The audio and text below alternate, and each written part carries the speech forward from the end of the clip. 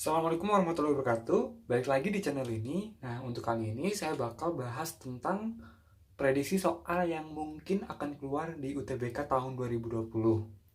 Yang akan saya bahas di sini adalah tentang materi pengetahuan kuantitatif. Di sini saya akan membahas 10 soal.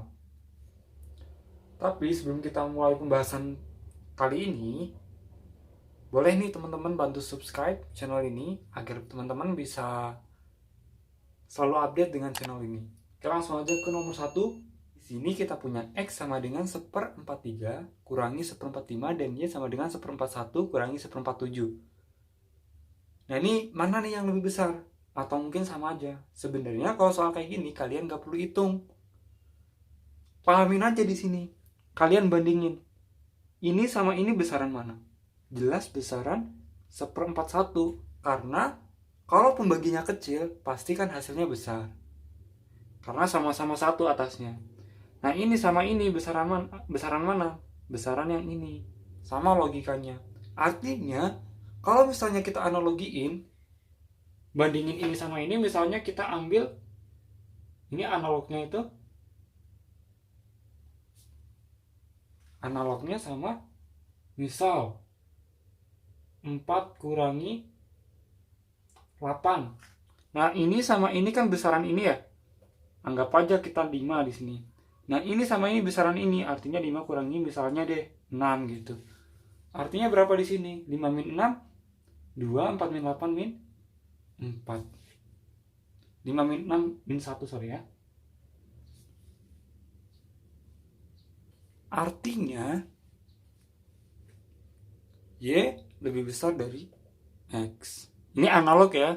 Artinya kita bandingin ini sama ini lebih besar, artinya bisa aja 4 sama 5. Kita bandingin ini sama ini lebih besar ya, misalnya 6 sama 8.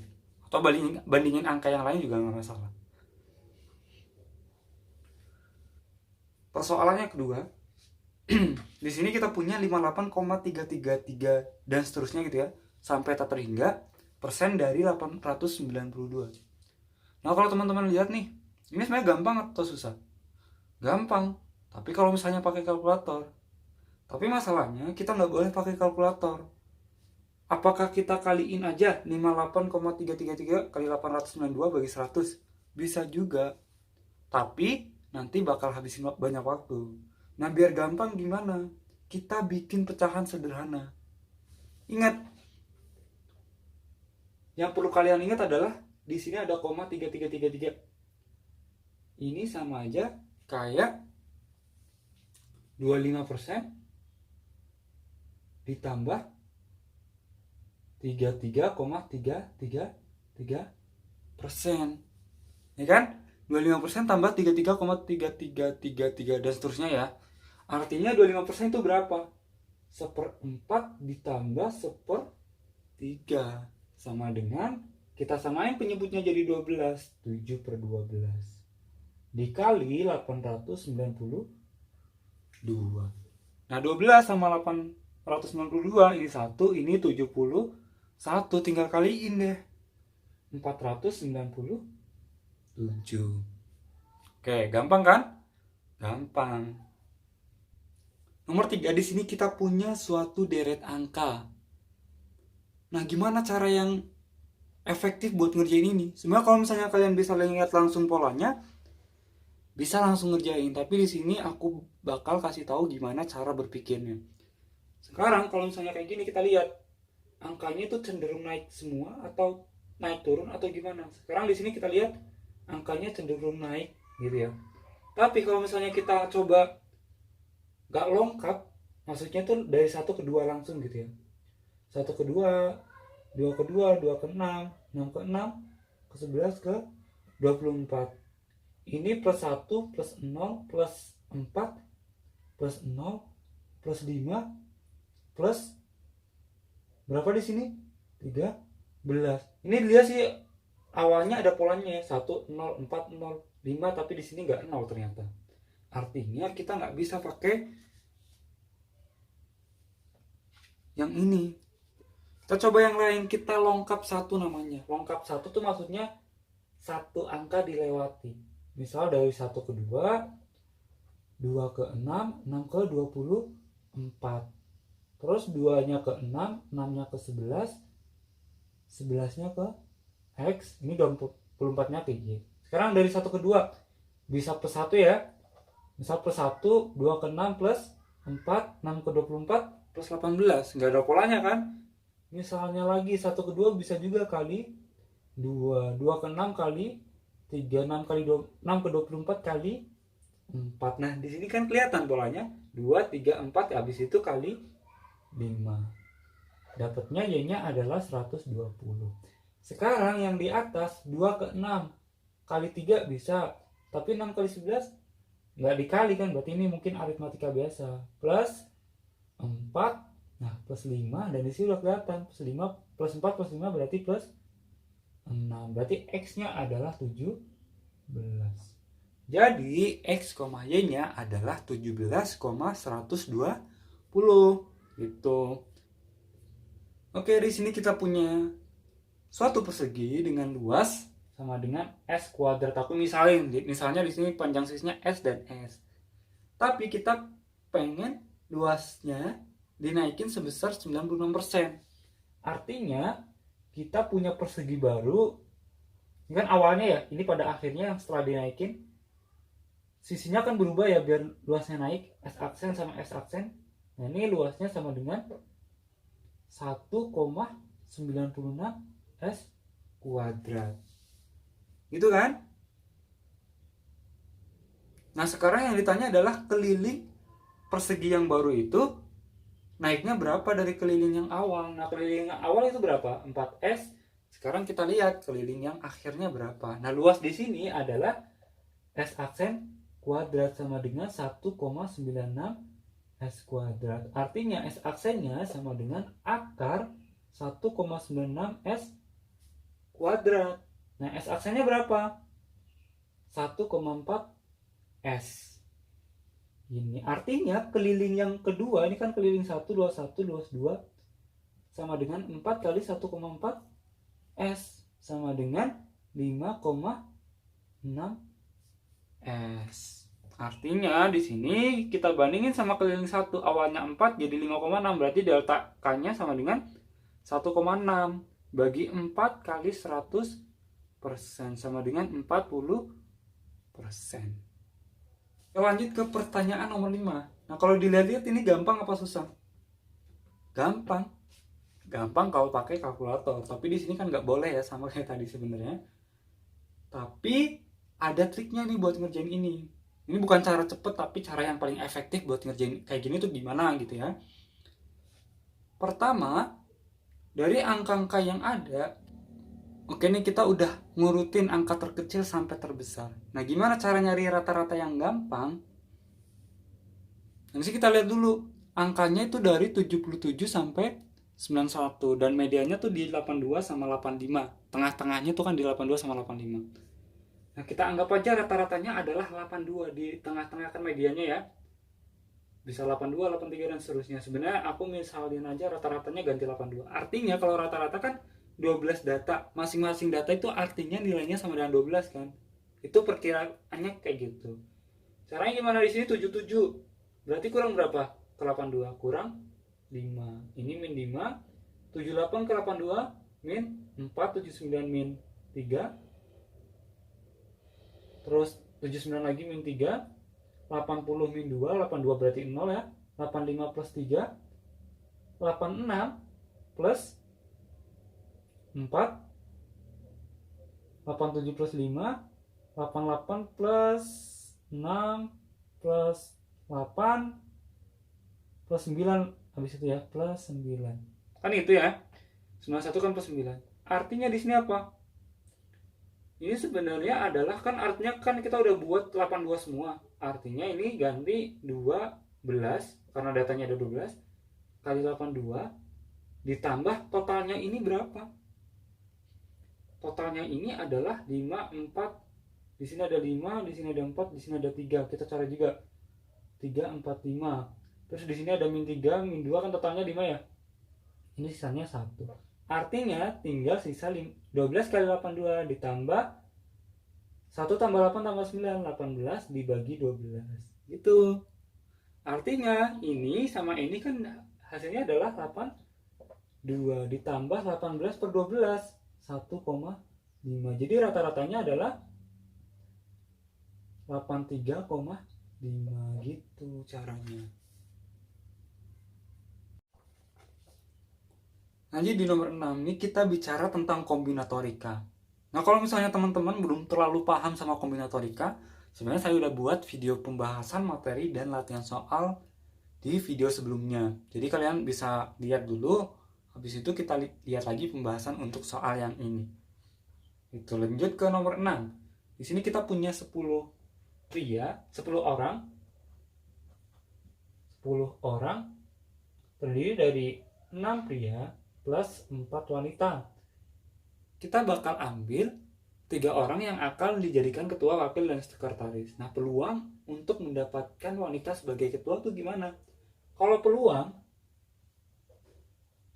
misal peluang kejadian A, ya sama dengan kejadian A-nya ada berapa? Bagi total sampelnya. Total kejadian gitu ya. Artinya sekarang yang kejadian A-nya berapa? Kejadian A di sini maksudnya adalah wanita sebagai ketua. Wanita sebagai ketua. Artinya kan di sini wanitanya ada berapa? Ada 4. Artinya biar wanitanya jadi ketua, ini kan ketua, wakil, sekretaris. Ini ketuanya siapa? Wanita kan? Wanita artinya di sini kita milih 1 dari 4 wanita. Di sini wakil sama sekretarisnya bebas. Kan ini udah dipilih 1. Wakil sama sekretarisnya 2 orang ini bakal dipilih dari siapa? 2 orang. Pilih 2 dari 9. Kan? Ini kan milih 1 dari 4 itu kita dapat wanita. Milih 2 dari 9 itu bebas. Mau wanita semua, laki-laki semua, atau campuran juga nggak masalah. Artinya ini total kejadiannya adalah kombinasi 41 dikali kombinasi 92. Itu untuk kejadiannya. Sekarang total kejadiannya berapa? Ya udah, milih 3 dari 10, kombinasi 10 3.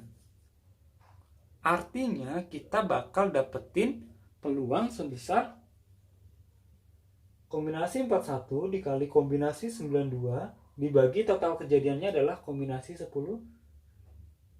3. Dapat deh di sini sama dengan 2/5. Nah, cara ngitungnya biasa ya. Ini kombinasi, misalnya nih cara ngitungnya gimana? Misal kombinasi 41 atau kombinasi 92.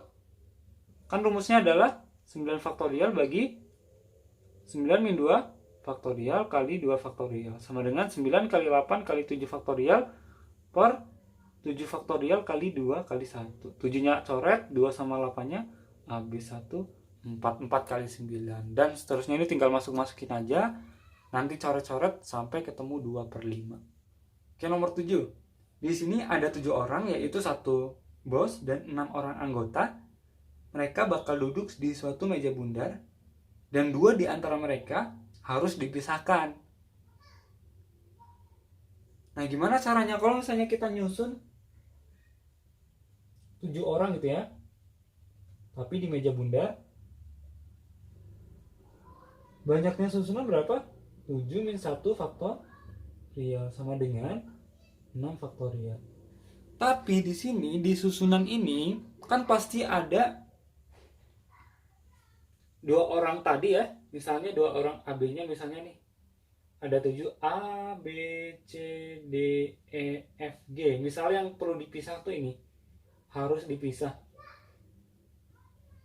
Pasti kan di antara 6 faktorial ini ada yang bareng-bareng kan? Itu yang perlu kita buangin. Jadi kita nyarinya tuh 2 orang yang harus dipisah tuh duduk bersebelahan. Nanti selisihnya itu adalah hasilnya. Artinya kalau misalnya kayak gini, ini dianggap 1 orang kan? Artinya susunannya berapa? 6 min 1 faktorial. Tapi perlu dikali 2. Kenapa perlu dikali 2? Karena G sama F-nya tuh bisa ditukar. Artinya itu. Ini kan 2 kali 5 faktorial. Ini susunan mereka dengan dua orang yang harus pisah tuh digabungin atau bersebelahan. Artinya kan kalau misalnya susunan yang mereka pisah, banyaknya ada 6 faktorial kurangi 2 kali 5 faktorial sama dengan 6 kali 5 faktorial kurangi 2 kali 5 faktorial. 5 faktorial 5 faktorial, 6 kurangi 2 4 kali 5 faktorial sama dengan 480. Langsung aja ke nomor 8. Di sini kita diminta banyaknya pasangan A, B, dan C sama dengan 4. Dengan A, B, C-nya itu anggota bilangan cacah. Bilangan cacah maksudnya apa? A-nya boleh 0, B-nya boleh 0, C-nya boleh 0, atau artinya kan bilangan cacah itu dari 0, 1, 2, dan seterusnya. Artinya ini sama aja kita punya 4 barang bakal ditaruh di 3 tempat. Kan gitu ya. Kalau misalnya kalian udah lihat video saya yang tentang kombinatorial, itu pasti kalian udah bisa ngerjain ini. Jadi 4 barang ditaruh di 3 tempat. Artinya kita bikin tempatnya dulu. Kita bikin sekat 1, 2. Karena 3 tempat kan. Ini tempat pertama. Ini A-nya berapa? Ini B-nya kan ya. Ini C-nya. Artinya 4 benda. Kita misalnya bendanya adalah bulatan-bulatan. Artinya di sini apa? A-nya 2, B-nya 1, C-nya 1. Artinya kan tinggal nyusun aja kan. Ini kasus yang pertama. Kasus yang kedua misalnya doang ya. Ini kayak gini 0, 0, 0, 0. Artinya berapa A-nya? A-nya sama dengan, ini sama dengan 2 ya. Sama dengan 1, sama dengan 1. Kalau di sini A-nya kan gak ada bulatannya ya. Artinya A-nya 0, B-nya 3, C-nya 1. Ini tinggal nyusun aja. Ini sama aja kayak nyusun. Misal nih di sini ya. Ini anggap aja B gitu. B A A A B A sama dengan A-nya. Ini total angkanya kan kalau misalnya nyusun doang itu adalah 6 faktorial. Tapi di sini ada angka yang sama, huruf yang sama. A-nya ada 4 faktorial, B-nya ada 2 faktorial. Sama dengan 6 kali 5 kali 4 faktorial bagi 4 faktorial kali 2 kali 1. 4 faktorialnya coret. Ini dapat 3 sama dengan 15 kemungkinan pasangan A, B, dan C. Oke, di nomor 9 kita punya persamaan eksponen. X kuadrat min 5x plus 5 sama pangkat X kuadrat min 4 sama dengan 1. Nah, kalau misalnya kayak gini, kalian harus uji satu-satu. Pertama yang harus kalian lakukan adalah sekarang basisnya atau X kuadrat min 5x plus 5-nya sama dengan 1. Kenapa? Karena 1 pangkat berapapun hasilnya pasti sama dengan 1. Ini gak ada syarat. Misalnya nih 1 pangkat 5 ya hasilnya 1 juga kan. Artinya kalau misalnya ininya 1 pasti hasilnya 1. Artinya kita punya X kuadrat min 5x plus 4 sama dengan 0. Artinya kita faktorisasi X min 1 X min 4 sama dengan 0. Dapat deh X1 nya sama 1, X2 nya sama dengan 4. Sekarang yang B, X kuadrat min 5x plus 5 sama dengan min 1. Tapi syaratnya apa? Ini kalau misalnya ininya min 1, basisnya min 1, pangkatnya harus apa biar ketemunya 1? Pangkatnya harus genap. Pasti sama dengan 1. Min 1 pangkat 5. Min 1 pangkat 5 itu min 1 kan? Min 1 pangkat 4. Kalau genap pangkatnya ya 1 jawabannya. Jadi di sini kalau misalnya kita taruh basisnya itu sama dengan min 1, artinya kita punya syarat pangkatnya itu X kuadrat min 4 nya itu harus genap. Nah, sekarang dari sini dulu. X kuadrat min 5x plus 6 sama dengan 0. Faktorisasi dapat X min 2 X min 3. Dapat deh X-nya X3 ya sekarang 2 atau X4 nya sama dengan 3. Tapi kita uji pangkat. Kalau misalnya X nya 2 berarti X kuadrat min 4 nya berapa? X nya 2 ganti 0 kan? Kalau misalnya X nya sama dengan 3, X kuadrat min 4 nya berapa? Berarti memenuhi ini ya. 3 kuadrat kurangi 4, 9 kurangi 4 di 5, berarti ini tidak memenuhi, berarti ini tidak memenuhi. Itu untuk X sama dengan 3. Nah ini kalau misalnya kita statement 1 itu ada syaratnya. Sekarang yang terakhir, kira-kira apa biar pasti ketemunya min 1? Pangkatnya harus 0. X kuadrat min 4 sama dengan 0. Benar nggak kalau misalnya pangkatnya 0 itu min 1, sama, hasilnya sama dengan 1? Coba aja 5 pangkat 0 berapa? 1 kan? 7 pangkat 0? 1. Min 7 pangkat 0? Ya 1 juga. Artinya kalau misalnya pangkatnya 0, berapapun angka basisnya, itu pasti ketemunya 1. Tapi yang nggak ketemu 1 ada nggak? Ada. 0 pangkat 0. Ini basisnya 0 tuh nggak boleh. Karena hasilnya tak terdefinisi. Artinya ini kalau misalnya kita taruh pangkatnya sama dengan 0, terus basisnya itu nggak boleh 0. Itu syaratnya. Jadi ada 3 jenis. Ini kalau misalnya kalian nemu soal kayak gini, pasti uji satu-satu A, B, dan C. Itu pangkatnya 0, berarti kita faktorisasi X min 2 kali X plus 2 sama dengan berapa? X nya sama dengan 2 atau X nya sama dengan min 2. Nah itu kita uji ke basis. Kalau X nya 2, ininya berapa? Basisnya X nya 2, basisnya berapa? X kuadrat min 5X plus 5. Nggak 0 ya. Basis nggak 0. Kalau misalnya X nya sama dengan min 2 juga sama ya. Basisnya juga nggak 0. Artinya ini dua-duanya memenuhi. Artinya total yang memenuhi adalah berapa aja dari min 2, 1, 2, dan 4. Oke, ini kita udah sampai ke nomor 10. Kita punya segitiga ABC dengan AC sama dengan 4 dan panjang C ke AB adalah berapa, ini yang ditanya. Sebenarnya dari pernyataan 1 kita bisa lihat kalau segitiga ABC adalah segitiga tumpul dengan AB adalah sisi terpanjang. Karena di sini AB kuadrat lebih besar dari BC kuadrat tambah AC kuadrat, dan itu menandakan segitiga tumpul. Kita gambar segitiganya. Misalnya gini aja, A, B, C. Ini tumpul ya. Artinya jarak A ke BC berapa? Jarak A ke BC adalah, untuk dari pernyataan 1 aja, jarak A ke BC adalah panjang AC. Karena di sini kan tumpul ya. Artinya yang jarak terdekatnya kan sebenarnya kalau proyeksinya kan di sini ya. Kita kan nyari yang tegak lurusnya. Tapi kan yang diminta adalah A ke BC, makanya ini adalah jarak A ke BC-nya adalah AC untuk dari pernyataan 1. Nah, pernyataan 2, kita punya segitiga ABC sembarang gitu ya, dengan ABC AC-nya 4, AB-nya 6, ini 5. Artinya ini pasti kan segitiga sembarang, segitiga lancip. Artinya jarak A ke BC adalah ini. Nah ini bisa dicari juga. Artinya apa? Dari pernyataan 1 bisa nyari panjang AC, dari pernyataan 2 juga cukup untuk mencari panjang AC. Maka jawabannya adalah yang D.